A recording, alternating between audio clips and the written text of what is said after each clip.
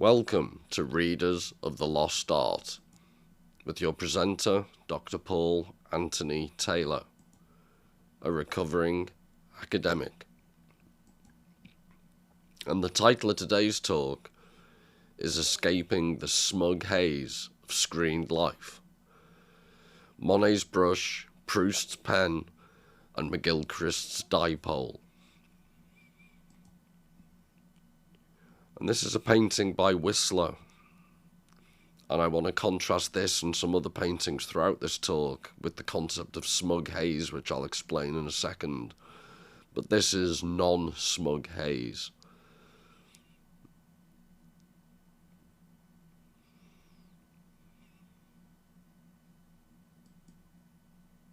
And there you can see it's called Nocturne Grey and Silver, James McNeill Whistler.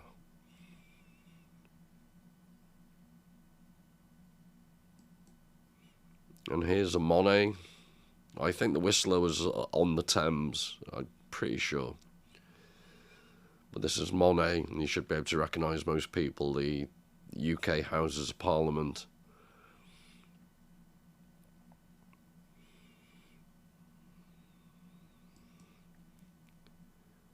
And that's its name.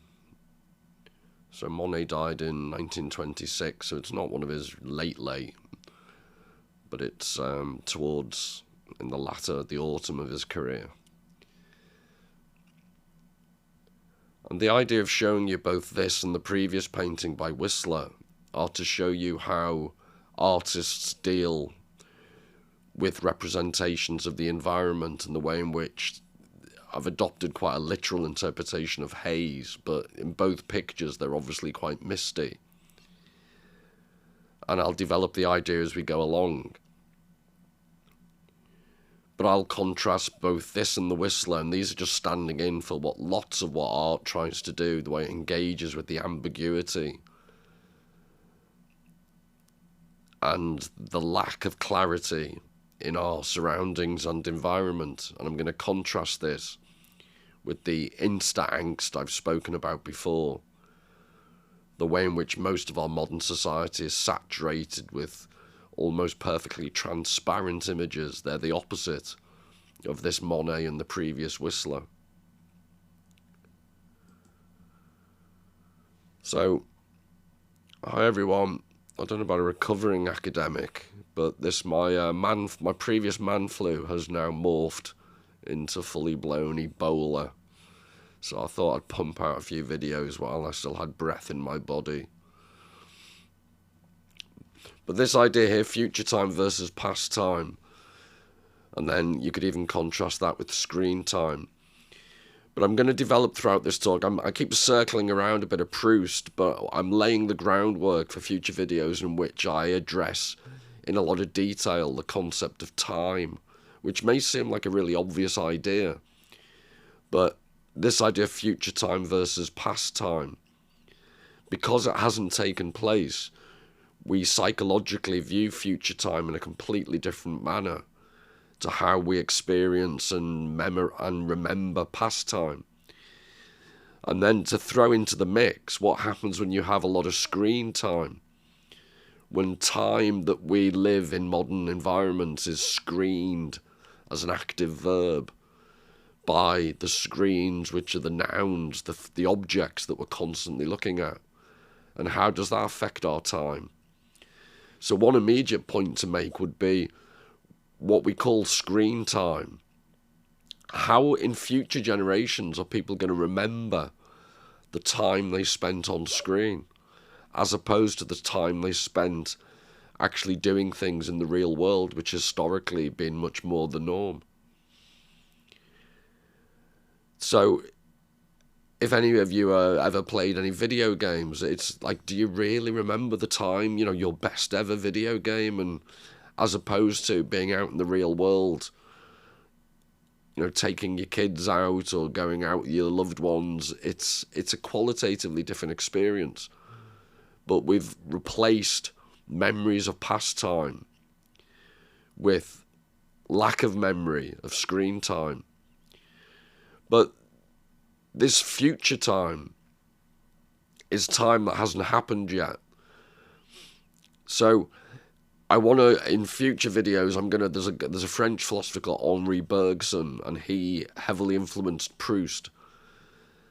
And what I want to get you to think about is how time and how we engage with reality has been massively transformed by the advent of contemporary technology.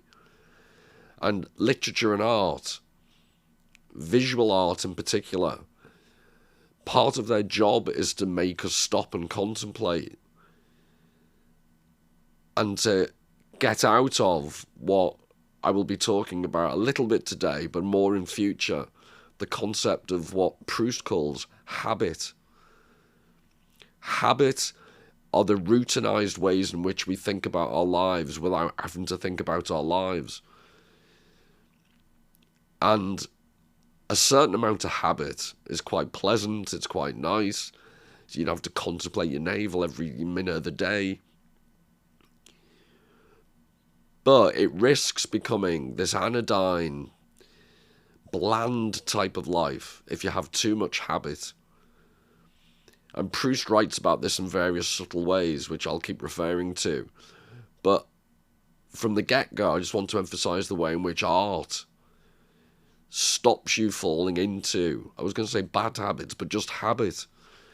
Good art makes you stop. Good art makes you contemplate. Good art stops you accepting things as run-of-the-mill. So without more ado, this is Beckett, and the essay is called, he wrote an essay called Proust, a non-fiction essay. And he's got some beautiful phrases in it, but this is what Beckett says regarding Proust. The individual is the seat of a constant process of decantation. Decantation from the vessel containing the fluid of future time, sluggish, pale, and monochrome, to the vessel containing the fluid of past time, agitated and multicoloured by the phenomena of its hours. Generally speaking, the former is innocuous, amorphous, without character, lazily considered in anticipation and in the haze of our smug will to live. It seems exempt from the bitterness of fatality.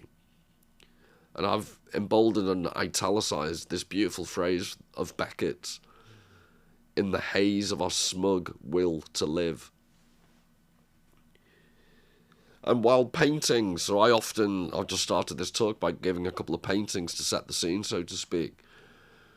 But what maybe I don't emphasize often enough is the way in which certain literary phrases, or Beckett here, the way he expresses himself, at least for me, acts as a type of launching pad for a whole series of ideas that are men trying to interrelate with visual pictures. But this idea, the haze of our smug will to live, I'm going to keep coming back to that phrase, the haze of our smug will to live, because I think Beckett wrote this essay, I think it was 1930, so almost 100 years ago.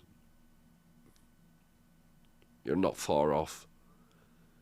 And the notion of the haze of our smug will to live, he's describing how these are the ways in which Proust's characters in À la Recherche de Pompidou, In Search of Lost Time, that's how they tend to live.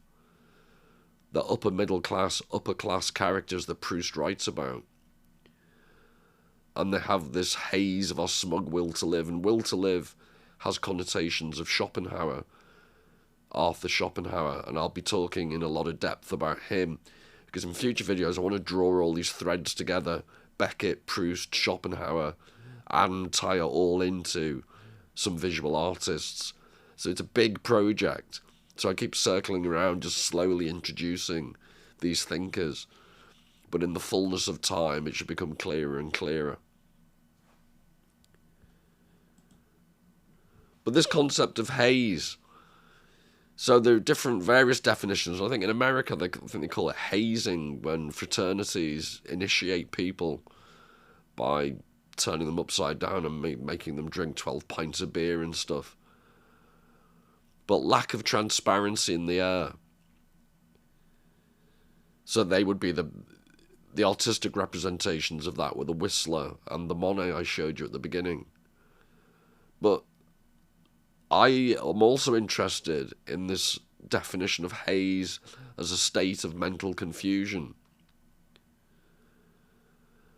with the slight nuance that what I'm suggesting is a state of mental confusion with contemporary screen technologies is that they create mental confusion, but not with a lack of transparency, but ironically with excessive transparency. Everything is hyper-real, which I'll define later on. Everything is excessively transparent. Reality TV shows you the minutiae, the bits that used to be private. The whole idea of privacy seems to have gone out the window these days. So haze is a state of mental confusion, but not the type of haze that I showed in those pictures from Monet and Whistler. Because I'd argue, although those pictures by Monet and Whistler aren't literally clear, their subject matter is mist and haze. They're not seeking to mentally confuse, they're seeking to mentally engage, as I keep saying. They're seeking to make you contemplate. Whereas insta-angst that I've spoken about before, constant exposure to social media and mass media images, isn't designed to make you contemplate. It's designed to create a state of constant distraction, lack of contemplation, constant scrolling of screens. And I must be fixated with this picture because I keep coming back to it. Because I'm bitter and I feel like I'm on death's door. And these disgustingly healthy, weirdly, looks like AI augmented. But this is the haze I'm talking about with in terms of contemporary technology. The mental confusion that leads you to constantly taking selfies of yourself. And the whole world becomes a background to a selfie, rather than you actually living in the world. So to start dealing with the title of the whole talk in sections, so the subtitle was started off Monet's brush. This relates directly, I'm using Monet as an encapsulation. The reason I'm using Monet, there's a number of reasons. One is, he's not my favourite artist, but I think he gets a slightly bad rap because he's associated, I think we've forgotten how radical the Impressionists were in their time. So the way I always describe it is like biscuit tin, chintzy. It's very accessible and pretty and nice, like Renoir is perhaps the worst offender.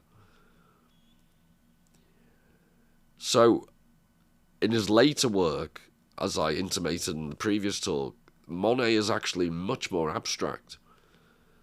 And he laid the groundwork for some of the future abstract artists I'm going to talk about, like Mondrian and Malevich and Rothko. Some of these really, really abstract painters who I think you can trace some of the roots back to Monet. And artistic scholars dispute the extent to which you should do this. But I personally am convinced that Monet was one of the forerunners of abstraction. But so what does he do with a brush? This idea of the smug haze. I'm suggesting the first section of this talk is someone like Monet, but all painters by extension. What they do with their brush is pull us out of the smug haze.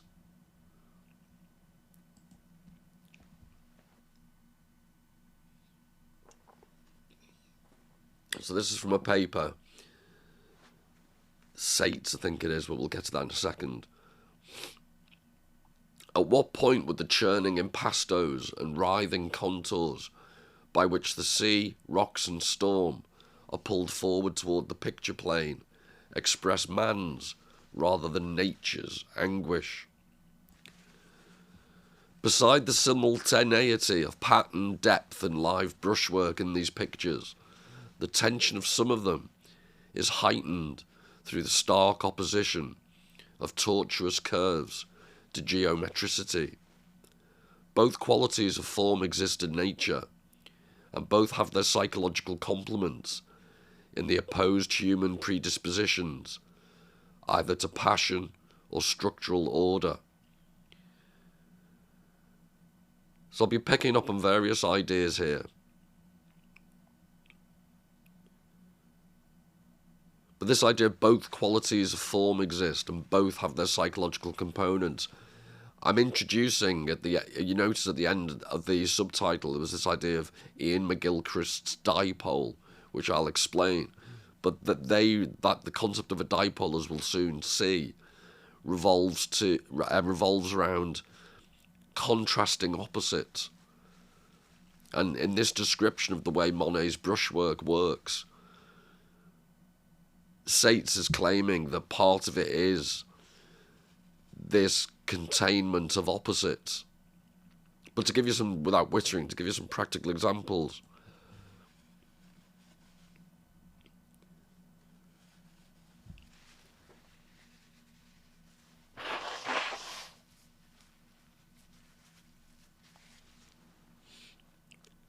so you can see the geometric, almost triangles of the rocks.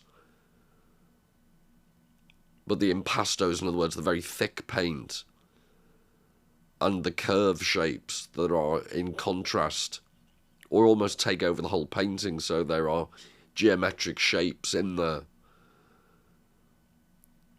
but contrasted and juxtaposed with the almost like curlicues of the waves and the way he uses the brushstrokes to portray them.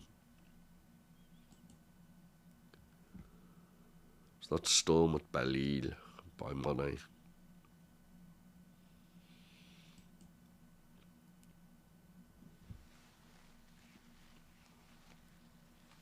And this is a similar, maybe an even better example, because there's more geometricity, to use Sates' phrase.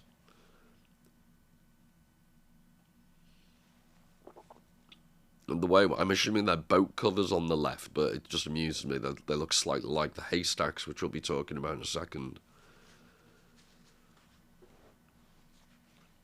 But maybe, like I said, this is a better example because you can see the way the waves contrast with both not just the rock and the shoreline and the geometricity of the straight lines of the boat at the bottom on the right, but also the sharp distinction with the horizon, the blue in the background.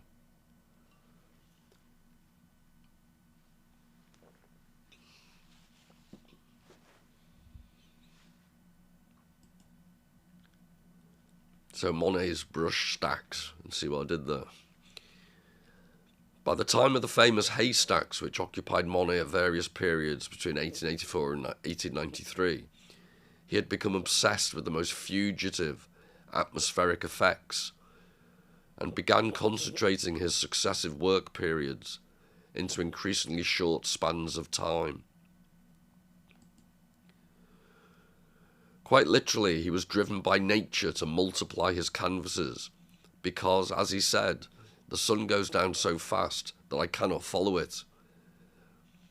The instantaneity that he wanted was first of all a principle of harmonious unity, the permeation of the entire scene with an identical quality of light and colour. He was trying to stop time, not hurry it along. And if I can just quickly reappear again, I wanted to emphasise that, the instantaneity, because my whole concept of insta-angst that I've spoken about before is this constant being pelted over the head with this bombardment of instantaneity. And what Monet's trying to do is take that instantaneity but express it in a much more contemplative, artistic format.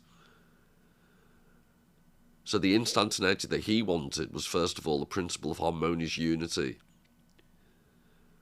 the permeation of the entire scene with an identical quality of light and colour.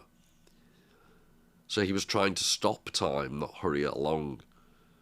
And I'd suggest it's not particularly controversial to say that the purpose of most contemporary media is definitely not to stop time, and it definitely is to hurry things along.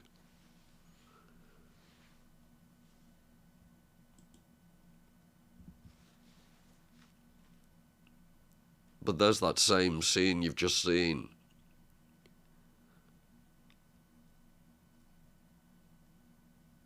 And that's they talk about the instantaneity. He's trying to get the sunset.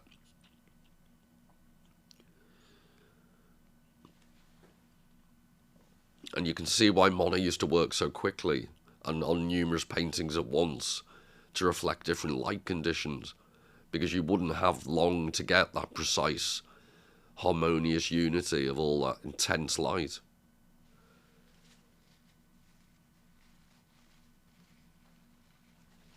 And then I'd also argue that, and this, I understand this is a bit of a stretch, but when people deny that there's been any link to abstraction, in a previous video I showed you how I thought this type of Monet, a similar type of Monet painting, related quite closely to an Edvard Munch painting just called Angst.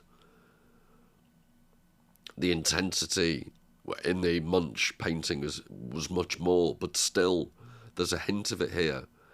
And I'd argue the striations of colour, the bands of colour that I think you do see in Rothko and later abstract painters, there's hints of it here.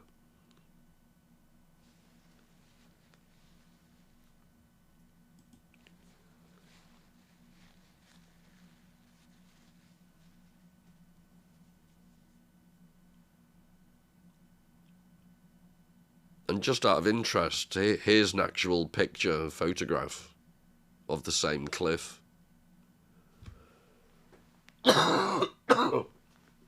Excuse me. The solitary seagull on the, actually I think in the deep background above the cliff you can see a couple of, at least one seagull, but on the right, I'm just seagull spotting now. I don't know, I'm interrupting myself. But I understand this isn't a sunset photograph, so it's a bit unfair to compare the two. But still, because this is the only one I could find that was vaguely similar. But the point about there's more transparency in this. There's more clarity at a certain level in a photograph, obviously, like this. But actually, the bombardment of excessively transparent images like this, I'm arguing, creates more of a mental haze than the mental engagement encouraged by the previous, much hazier representation of this scene.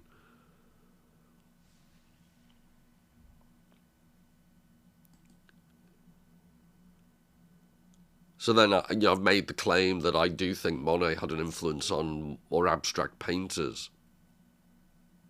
And my title, Monet's Brush with Kandinsky, again, see what I did there.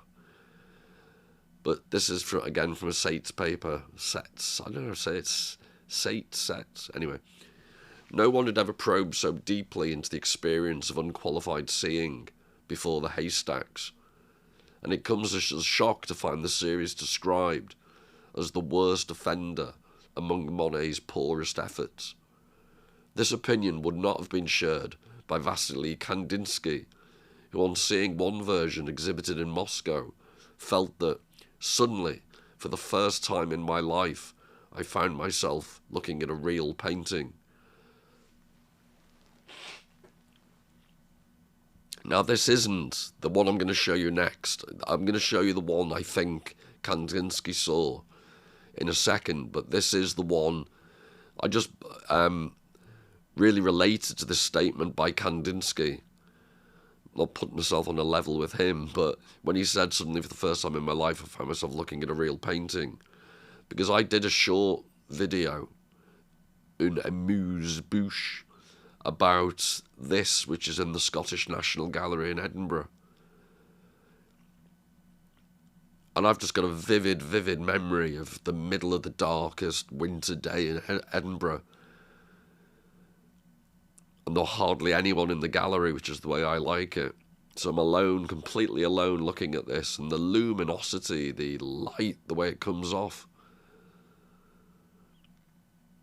It really did affect me, and it just doesn't. It's the depressing thing about talking about paintings. Even if you're looking at this on a really good HD TV screen, it just doesn't convey what you see in real life. And that goes... I've spoken about this with Rothko, and the number of times people will say they've seen a particular painting in a gallery in real life. You know, ideally when you've got time to contemplate it, when you're not battling with nauseating tourists.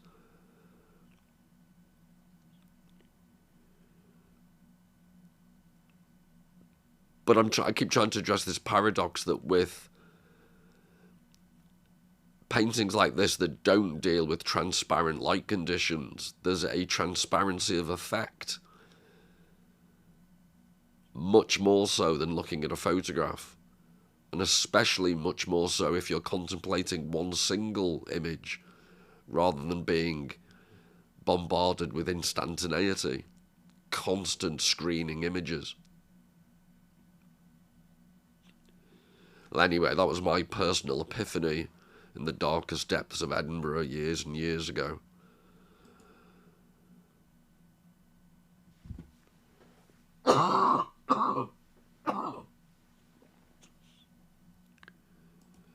But this, excuse me, this is the one that I think Kandinsky did see.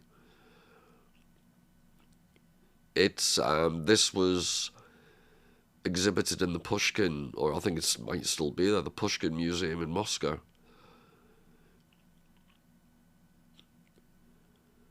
And I think, I can't speak for him, my mate Kandinsky, but if I was chatting with Vasily, I think it's the... And I'm looking at this on a good HD TV screen as I'm speaking with you, and already I can see qualities to this haystack in the foreground that I just wasn't getting off my low-resolution computer screen. It's much more textual. There's a surface, striations. You can see the daubs of paint. And I didn't have a very particularly big lunch. It's just reminding me of a huge big piece of spam. I'm about to launch into a Monty Python sketch.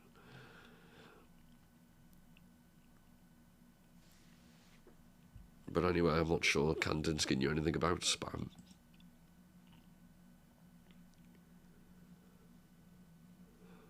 So what I think Kandinsky was taken with was the solidity of the haystack. Its lump-like presence in the foreground. And you only get, to go back to this concept of oppositions, which will develop when I talk about Iain McGilchrist's notion of the dipole, these polar opposites that McGilchrist talks about in scientific terms. You only get the true experience of this haystack by its contrast with the non-round, much more vertical trees in the background, and the ethereal, abstract nature of the sky and the clouds behind those trees, and the indeterminate nature of the woodland behind the tall poplar trees, if that's what they are. So it's all about contrasts between the various elements within the painting is what creates the overall effect. And this is what Mondrian,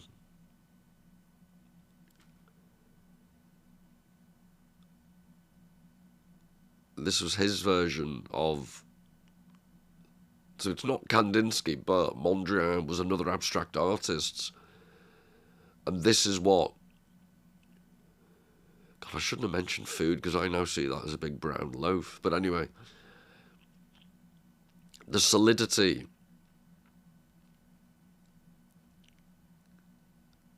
the texture that's in there,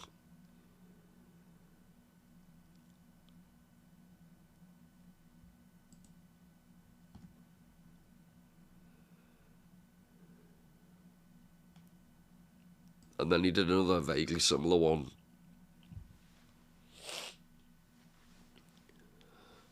And again, I'd suggest the bands of colour in the foreground now.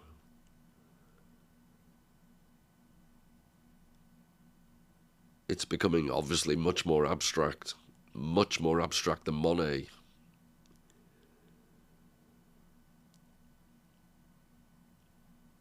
Yet there is some similarity with just the solidity of the haystack.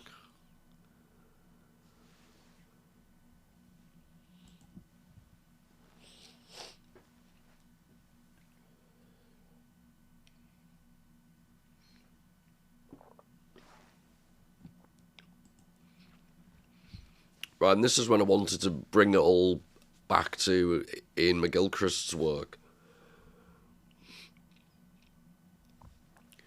So, I've spoken before, and I do encourage you to try and have a look at some of Iain McGilchrist's work, but his key notion normally relates to the left versus right hemisphere of the human brain. Whereas the anterior-posterior axis is obviously the front, the comparison of the front to the back. So he gives this... excuse me. He gives this comparison. So the frontal lobe as a percentage of total brain, i.e. compared to the amount that's at the back of your brain. So dogs, it's 18%. I think my dogs, it's about 4%. Monkeys, 30%. Great apes, 35%. And humans, 37%. And this is the bit I found interesting that he goes on to say. And what is the frontal cortex for? Largely for stopping things happening. To members of a society in which doing things is much more highly valued than desisting from doing things. This might seem paradoxical, yet this negation is highly creative. It puts necessary distance in time and space between ourselves and the immediacy of experience. This enables us to stand back and see things in perspective. There is a proper distance between ourselves and the world, which enables us to see what is going on. So why I showed you those paintings at the beginning is I'm suggesting they're visual illustrations of what McGilchrist is talking about here. This enables us to stand back and see things in perspective. And there's a slight pun there because the paintings I showed you weren't in artistic perspective in terms of they weren't in, they didn't use vanishing lines and they weren't geometrically precise because they didn't want to be. They wanted to introduce this contemplative atmosphere where things weren't geometrically arranged. There is a proper distance between ourselves and the world. And there's a lot contained within that two-word combination, proper distance. What is the proper distance? Whatever it is, art, I would argue, gets you to think about it. Whereas most contemporary media technologies, their whole raison d'etre is to destroy that distance. That distance between ourselves and the world, which enables us to see what is going on. So this is what I'm trying to express by the concept of a mental haze. Contemporary technologies, media technologies, give us so many images. They break down this proper distance, and they don't enable us to see what's going on. So there's an immediate paradox. It's because we're seeing so much that we see so little. That sounds like something you'd find in a Chinese fortune cookie, doesn't it? But that 18% for dogs, it explains why all they have is a sense of immediacy. You know, dogs are either full on or they're asleep. There's very little in between.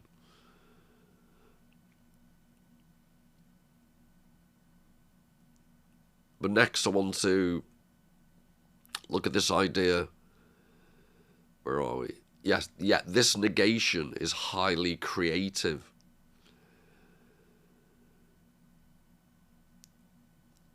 So the not doing everything at once, the stepping back, is highly creative, as opposed to, paradoxically, jumping in and trying to do everything at once isn't particularly creative. And the way McGilchrist explains this, he has this notion of creative dipoles, which sounds like a Welsh thing, but negation is not by any means merely negative. Relationships can be understood only through images or metaphors. For example, the well-known one offered by Hegel. The bud gives way to the flower, which is the fulfillment, and yet the repudiation of the bud. The flower gives way to the fruit, which is the fulfillment, and yet the repudiation of the flower. This process, which Hegel refers to as Aufhebung, which is sublation, lifting up, transcending, it's a hard to translate German word, means the carrying up into a higher realm. Thus, apparent opposites, this is at least according to the linear left hemisphere way of thinking, elements in sequence, often turn out to collaborate in fulfilling their ends. Things and their opposites depend on one another for their being, bring about something new through their opposition, and ultimately co-create the world. They are dipoles. And just to show you what he actually means by that. So he's just giving you some verbal descriptions, but these are some visual. And again, just to re-emphasize, you remember Iain McGilchrist constantly hammers home the idea that we have a bicameral brain. Our brain is split into two. But he's making the point that dipoles are electric and magnetic. So I don't embarrass myself for any physicists out there, but I'm pretty sure the left one is the magnetic dipole, where there's the north and south pole, like the Earth, like a magnet.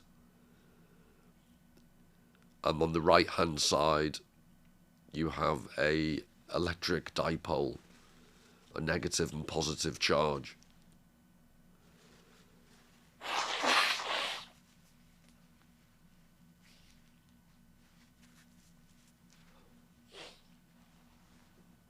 So why I find Iain McGilchrist's work so fascinating is he's coming at these things from a scientific background,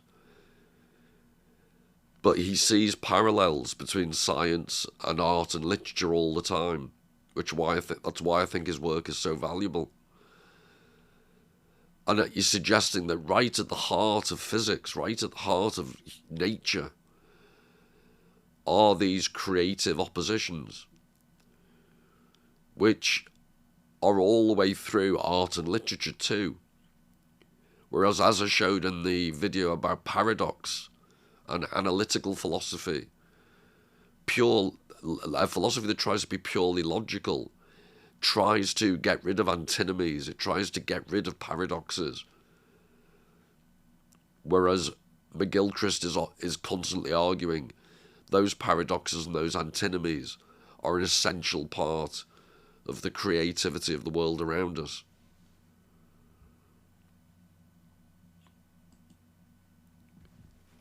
So McGilchrist says the right hemisphere is more in touch with reality, and the left hemisphere more concerned with the internal consistency of whatever virtual model of the world it happens to be working with at the time.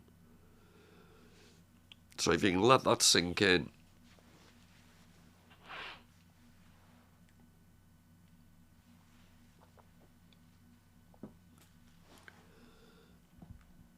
I then wanted to share with you a quote from Jean Baudrillard, brilliant French philosopher.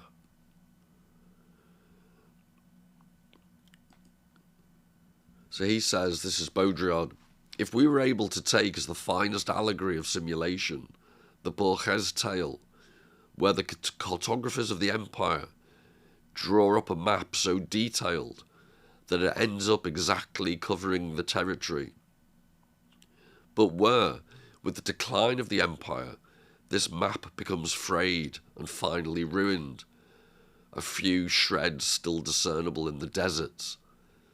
The metaphysical beauty of this ruined abstraction, bearing witness to an imperial pride and rotting like a carcass, returning to the substance of the soil, rather as an aging double ends up being confused with the real thing.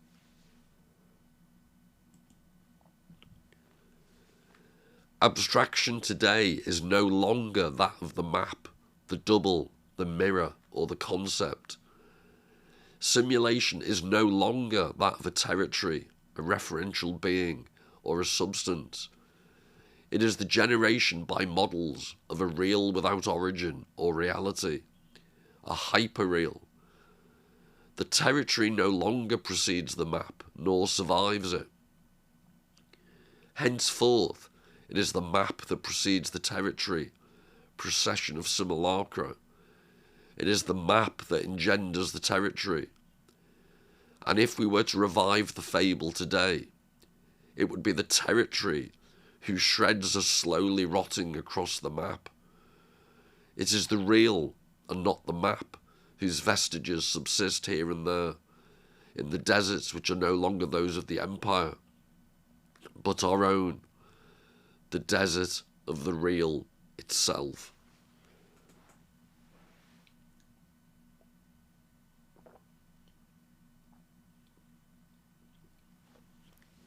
And that's obviously a famous line from the film The Matrix. Welcome to the desert of the real.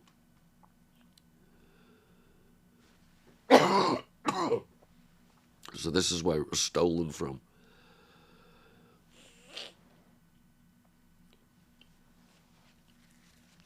But there's obviously a lot going on in that quotation. But to give you a very practical example,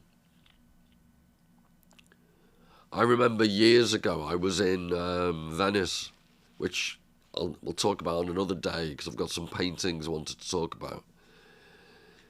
But with the occasional exception, I found Venice to be one of the most depressing places on earth. And it was of a time when mobile phone technology was just beginning to really take off. And I noticed, I still don't have a mobile phone, bizarrely, but at the time, I noticed people walking around in Venice constantly checking their phone. And they were doing this because they would get information about the buildings they were passing. And it made me think this was the beginning of the real downward slope. Because what you...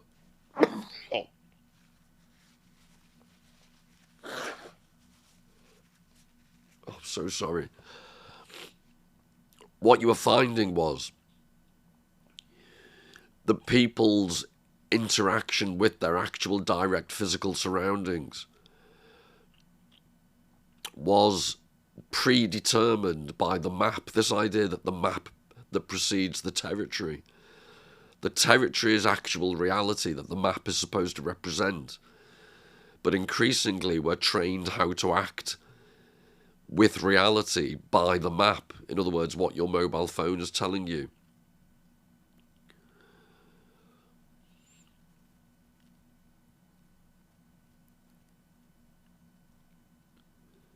So it's the generation by models of a real without origin or reality, a hyperreal. Another classic example of the notion of the hyperreal, I've used it before, I think, Irish theme bars. So the way in which bars supposed to look Irish suddenly become ridiculously Irish, to the point that in the past you'd never have found an Irish bar that Irish. Violins nailed to the wall, random bicycles like from a Flann O'Brien novel, tricklers endlessly. But ironically, at least one anecdote is that there are loads of, in places like Dublin, more and more bars, because they're having to appeal to tourists, are adopting the perception of what an Irish bar should be as experienced overseas, with all these ridiculous symbols of Irishness. So somewhere like Dublin, the heart of Ireland, how its bars appear is suddenly determined by representations of those bars in other parts of the world, and the whole thing just becomes more and more hyper-real. It's truly bizarre.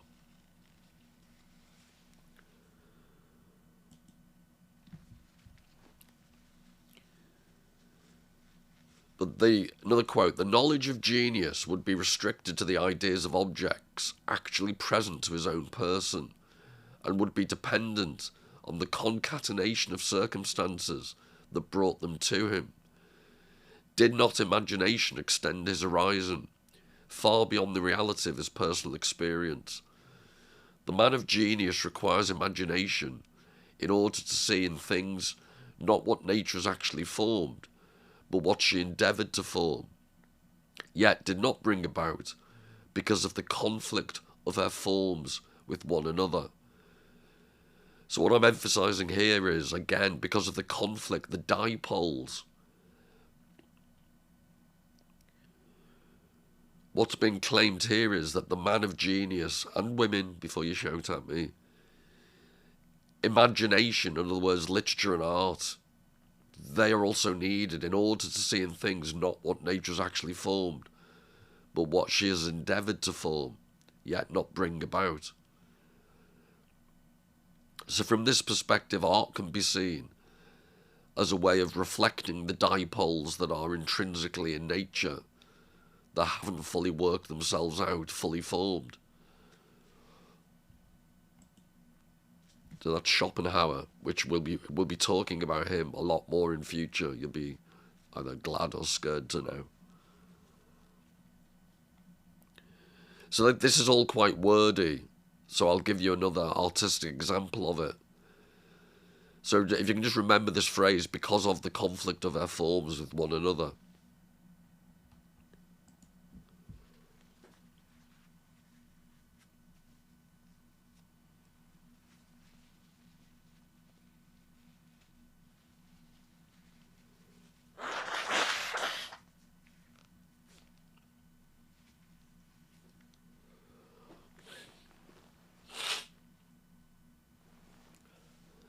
And there's a section in McGilchrist where he talks about, just to give this some context, this is another Monet painting. But McGilchrist talks about one of these, I've forgotten the name for them, but you know where it's like a huge domed area where they grow huge big plantations of rare flowers and trees and like these biodomes, I think they might be called. I think there's one in Cornwall, maybe. So it's where scientists can grow rare plants in a protected environment and experiment. But what they found was they really struggled to grow certain trees. And according to McGilchrist, they belatedly realised one of the reasons was the trees weren't experiencing wind that they then had to resist. So they found that the trees, the strength that good adult trees grow up with is largely, or is at least linked to, its ability to withstand, as it's growing up, all the strength of winds and all the trials and tribulations of the weather. So when it's in a completely protected environment, the trees weren't as healthy. And I'm sure there's a parallel there somewhere with young people that I can't possibly imagine, so I'm not going to say anything. But in this particular painting, the dipole, you can see it visually.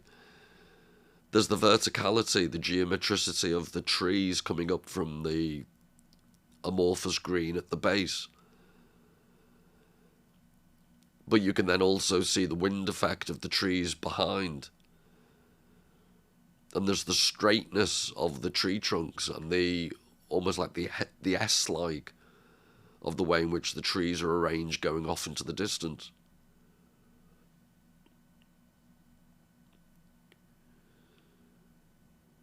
So what I'm suggesting is the verticality of this depiction of trees gains from all the other contrasting details in the painting. This concept of dipoles, creative oppositional contrast.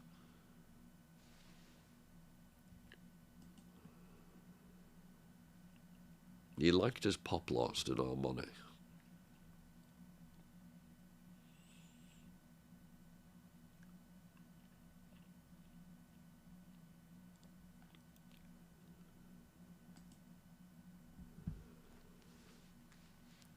So we're going to be looking at Beckett's essay on Proust in future, but this is just a commentary on it. According to Beckett, Proust is romantic in his substitution of affectivity for intelligence, in his rejection of the concept in favour of the idea, in his scepticism before causality. By Proust's affectivity, Beckett means his non-logical statement of phenomena in the order and exactitude of their perception, before they have been distorted into intelligibility, in order to be forced into a chain of cause and effect. The implication is that where Proust is obliged to describe phenomena, he attempts to transcend the form of causality.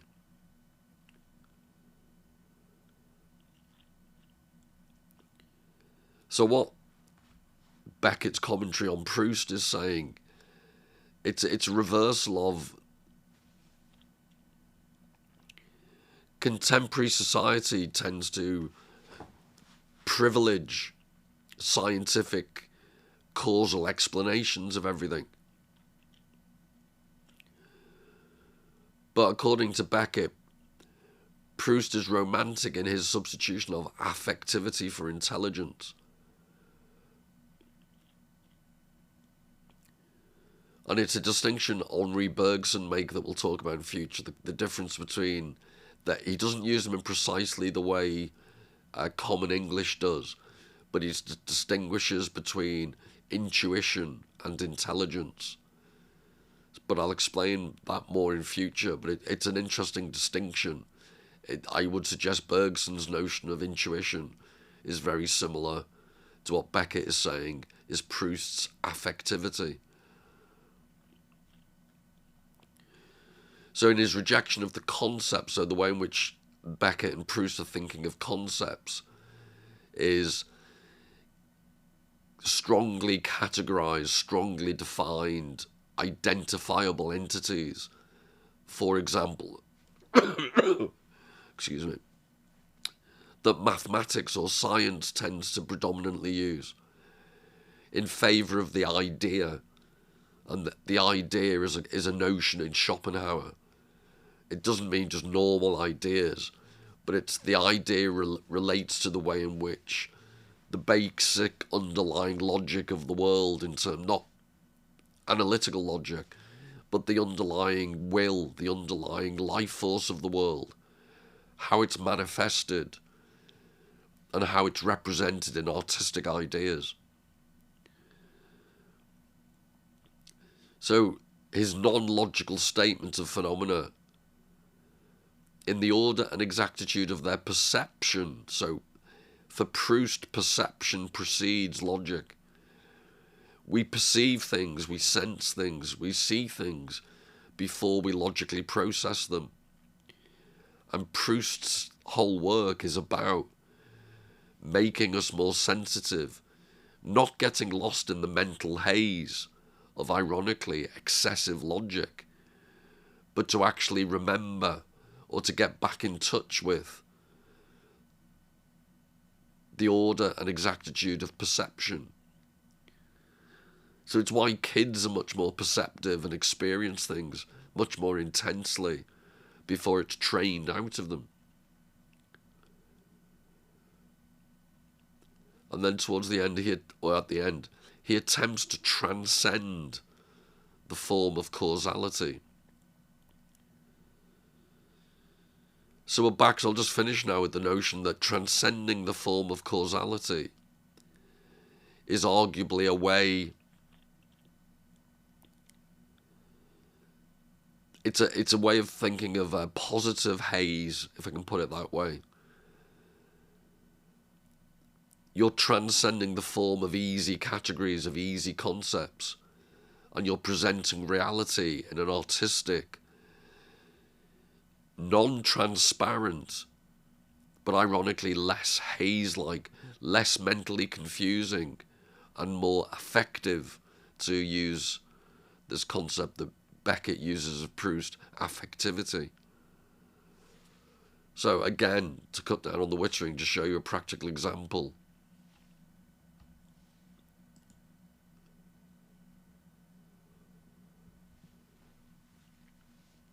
So this is part of a whole series. He did many, many paintings at various times of the day of Rouen Cathedral.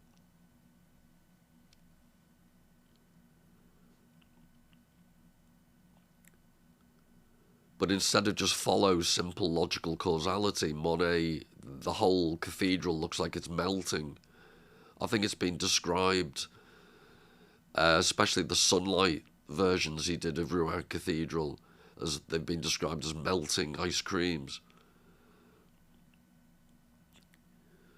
But this is, hard stone that the building's supposed to be made of. But look how Monet uses the light conditions to completely give the impression. Again, it's like one of those perfume adverts. I don't know where I begin and you end. But you don't know where the cathedral begins and ends in comparison to the atmosphere, the air around it. It's ambiguous, but in a really evocative, effective way. Whereas a more conceptual, so this is the idea of a cathedral in mist versus the concept of an architecturally accurate, geometrically accurate architect's draft of the cathedral.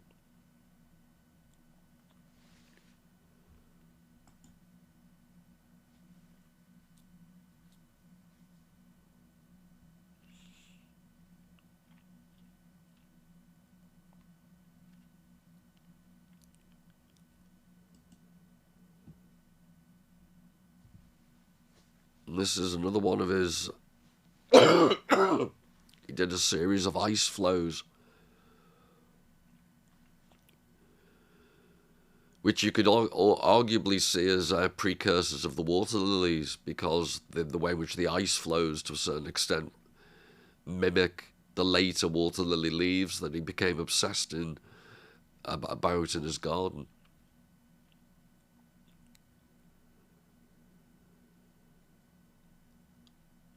But he uses the excuse of the whiteness of the snow and the mist and the water, the icy water, and the reflection of the little copse of trees.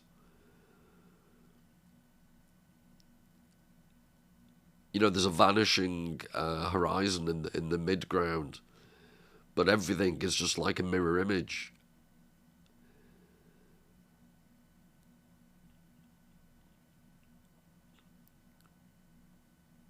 But just to reiterate, and sorry if I'm banging on about it, but this is a positive haze. This is not the haze of confusion. And the dipole, the way which he uses reflections, it's almost like an atmospheric representation of one of Iain McGilchrist's picture of the magnetic or electrical dipole. The way in which the trees are, and the reflection of the trees are held together.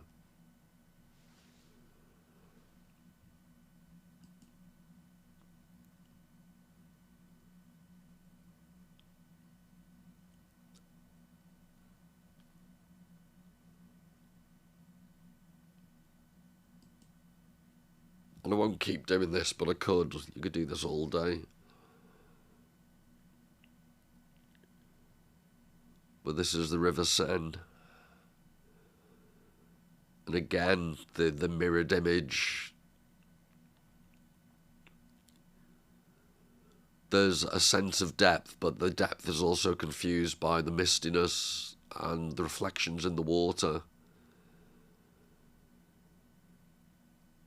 I'm suggesting this is, quite close to Proust's idea of affectivity rather than simple causality.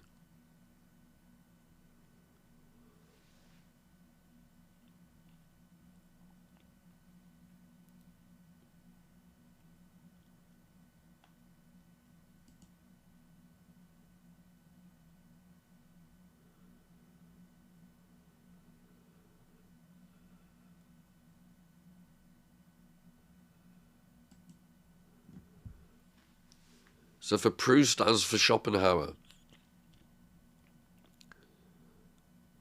perception is a matter of referring sense data back to their cause. But whereas Schopenhauer believes the mind always makes use of all the data presented to it, according to Proust, it is only in new or in unfamiliar situations that the mind avails itself of all the data. In familiar situations, the will to enjoy pleasure and avoid pain, referred to in Proust, it means Proust, the essay by Beckett, as habit, intervenes in the act of forming perceptual images to ensure that psychologically unpleasant elements are excluded. Proust's characters view the world largely subjectively, in the haze, Beckett says, of their smug will to live. So I just wanted to finish with this idea. I'll just show you a couple of final illustrations from Monet. But this idea that we'll look at it, I'm going to do a whole long essay on the notion of Proust's concept of habit that's referred to here.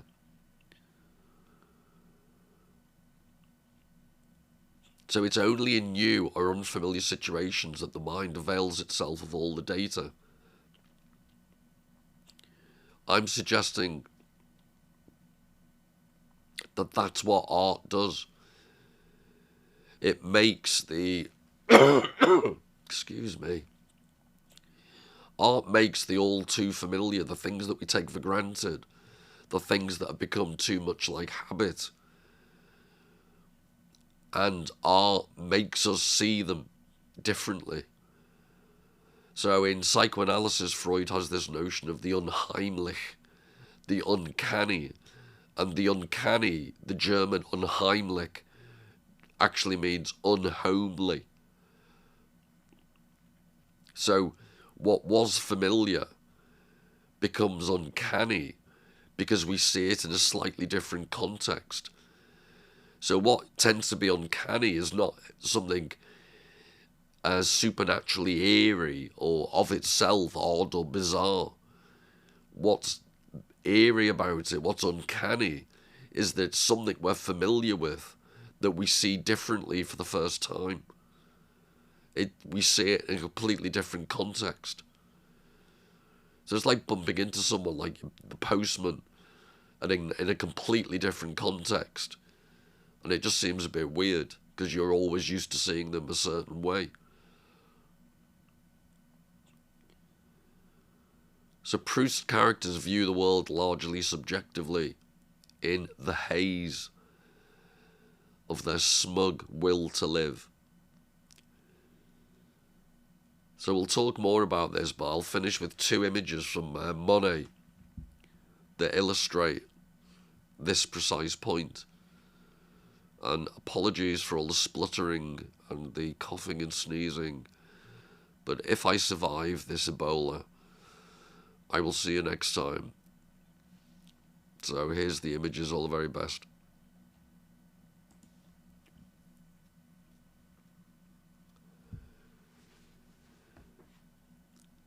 So this is Monet's house. and his wife. So note the date, 1876. And it's slightly pointillist. So if you look in the top left-hand corner, I'll see if I can show it you. There's almost a pointillist, the way he's put blue over the top of the tree and the leaves to give the impression that the sky's behind.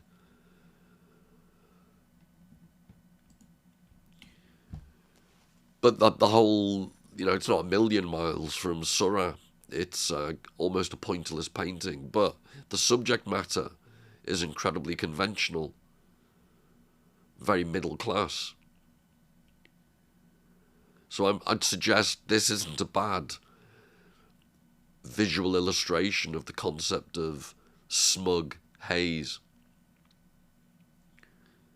It's literally a hazy painting. It's also quite smug. So put the two together. Whereas towards the end, this is the year before he died, this one was finished, I think.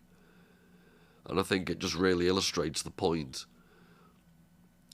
that whilst this painting in particular from 1876, it's got some interesting technical features, but you can see why Monet has, the top of a biscuit tin reputation. And it's not the exact same setting, it's a similar setting of a country house. And look what Monet does when what he's capable of, when he actually undermines the smug haze and actually shows you what art can really do. So all the very best. See you next time.